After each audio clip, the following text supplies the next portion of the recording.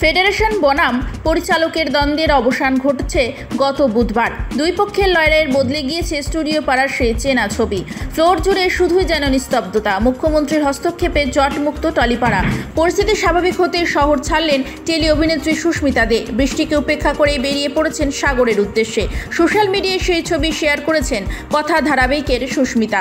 কোথায় ঘুরতে গিয়েছেন সেটা অবশ্য ছবির ক্যাপশনে লেখেননি। তবে সাগরের ঢেউয়ের মাঝে ফুরফুরে মেজাজে লেজমদ্দি হয়েছেন সুস্মিতা। কাজের ব্যস্ততাকে দূরে রেখে একটু অন্যভাবে সময় কাটানোর পালা।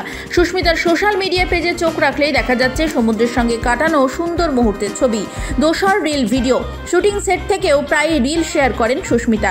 আর ছুটির মেজাজের ছবি রিল হবে না তা আবার হয় নাকি? অনির্বাণের সঙ্গে 5 বছরের সম্পর্ক ভেঙেছে। ইন্ডাস্ট্রির অন্দরে কানাঘুষো সহ অভিনেতা সাহেবের সঙ্গে প্রেম করছেন নাকি সুস্মিতা, এমনটাই শোনা যাচ্ছে। যদিও এ বিষয়ে কোনো প্রতিক্রিয়া দেননি অভিনেত্রী। তবে সাহেব এই গুঞ্জনকে ভিত্তিহীন বলেই মনে করেন। আপাতত জীবনটাকে চেটে পুটে উপভোগ করছেন টেলি অভিনেত্রী সুস্মিতা দে। রিল শেয়ার করে লিখেছেন লাভ ইউ জিন্দেগি, যার বাংলা তর্জমা করলে হয় জীবনকে ভালোবাসি।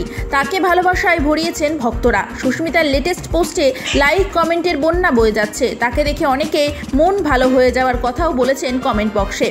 কখনো ক্রপ টপ মিনিস্কার্ট তো কখনো আবার স্পাগেটি টপ পরেও হট প্যান্ট পরে ক্যামেরাবন্দি হয়েছেন সুস্মিতা।